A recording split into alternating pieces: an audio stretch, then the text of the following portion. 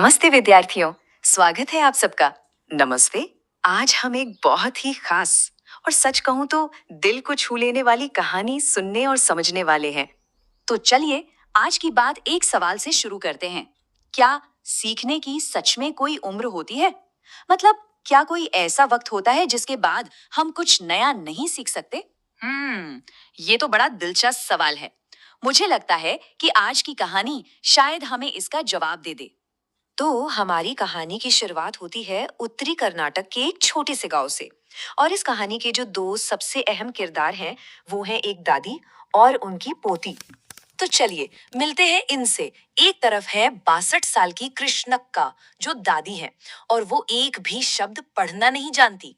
और दूसरी तरफ है उनकी सिर्फ 12 साल की पोती सुधा जो कि हर हफ्ते आने वाली पत्रिका बड़े आराम से पढ़ लेती है। और सबसे मजेदार बात जानते हैं क्या है? इस कहानी में यही पोती अपनी दादी की टीचर मतलब गुरु बनने वाली है। तो होता ये था कि हर हफ्ते गांव में एक पत्रिका आती थी जिसका नाम था कर्मवीर। अब यूं तो पत्रिका में बहुत कुछ होता था, पर सबको इंतजार रहता था उसमें छपने वाले एक उपन्यास का जिसका नाम था काशी यात्रा।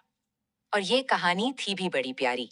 इसमें एक बूढ़ी औरत होती है जो अपनी पूरी जिंदगी पाई पाई जोड़कर पैसे बचाती है, सिर्फ एक सपने के लिए, काशी की तीर्थ यात्रा पर जाना।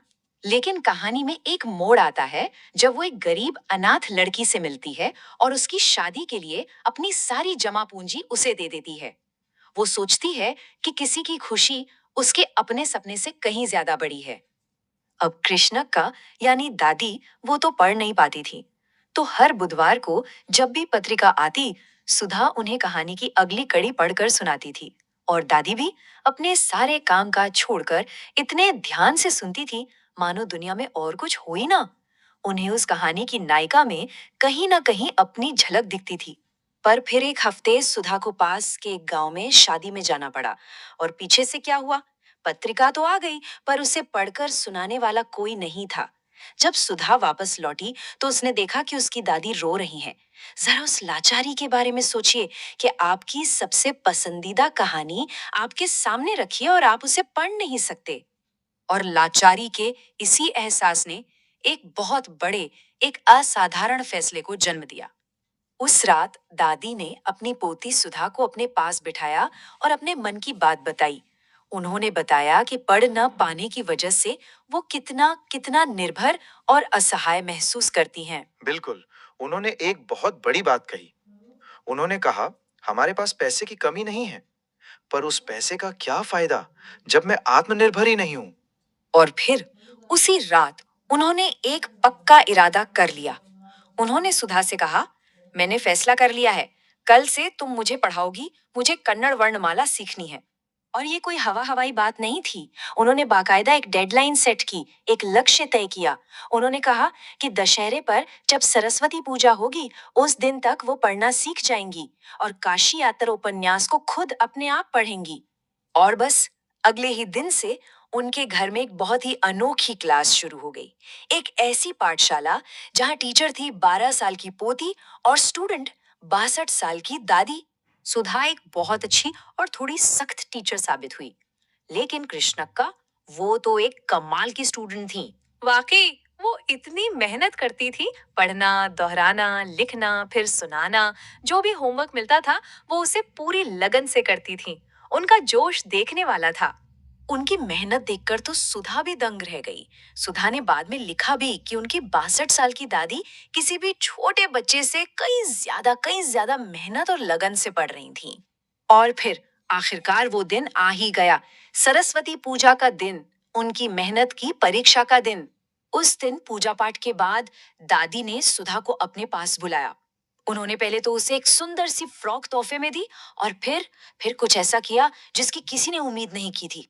सब हैरान रह गए जब कृष्णक्का 62 साल की दादी अपनी 12 साल की पोती के पैर छूने के लिए नीचे झुकी। ये हमारी परंपरा के बिल्कुल विरुद्ध था, जहां हमेशा छोटे ही बड़ों का आशीर्वाद लेते हैं। जब सुधा ने उन्हें रोका तो उन्होंने जो जवाब दिया वो सच में बहुत सुंदर था। उन्होंने कहा, मैं अपनी पोती के पैर नहीं छू रही हूँ, मैं अपनी टीचर के पैर छू रही हूँ। एक ऐसे टीचर जिसने मुझे इतने प्यार से पढ़ना सिखाया और मुझे आत्मनिर्भर बनाया। एक गुरु का सम्मान उम्र देखकर नहीं किया जाता। और फिर आया वो पल, असली परीक्षा का पल। दादी ने काशी यात्रा उपन्यास उठाया और बिना अटके पूरे आत्मविश्वास के साथ उसका नाम और लेखक का नाम पढ़कर सुनाया। मतलब उनकी परीक्षा पूरी हो चुकी थी और उनकी स्टूडेंट यानी कि दादी फर्स्ट क्लास नंबरों से पास हो गई थी। तो इस छोटी सी लेकिन इतनी बड़ी बात सिखाने वाली कहानी से हमें क्या सीख मिलती है? देखिए, ये कहानी हमें कई बातें सिखाती है। पहली, कि अगर इरादा पक्का हो तो कोई भी मुश्किल बड़ी नहीं होती। दूसरी बात, आत्मनिर्भरता और स्वाभिमान का महत्व। बिल्कुल। और तीसरी और सबसे अहम बात, एक टीचर और स्टूडेंट के रिश्ते की पवित्रता। ये कहानी हमें बताती है कि असली सम्मान ज्ञान का होता है, उम्र या रिश्ते का नहीं। इस कहानी का सार यही है कि एक अच्छे काम के लिए अगर मन में ठान लिया जाए तो कोई भी बाधा आपको रोक नहीं सकती। और सबसे बड़ा सबक, सीखने की कोई उम्र नहीं होती। तो चलिए हम सब खुद से एक सवाल पूछें।